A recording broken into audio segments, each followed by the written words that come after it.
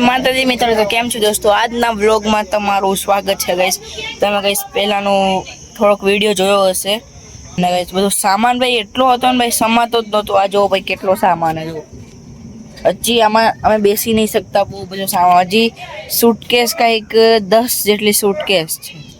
તો ગાઈસ અત્યારે ગાઈસ અમે ઊભા છીએ ખાવા માટે, નાસ્તો કરવા માટે. સવારના ગાઈસ અમે નીકળાતા 3-2 વાગી ગયા હતા ગાઈસ, નીકળ્યા ને અમે. તો દોસ્તો કન્ટિન્યુ વોટ ગાઈસ, આપણે ક્રેટા લઈને આવ્યા હતા ને, આ ચાકી વેન.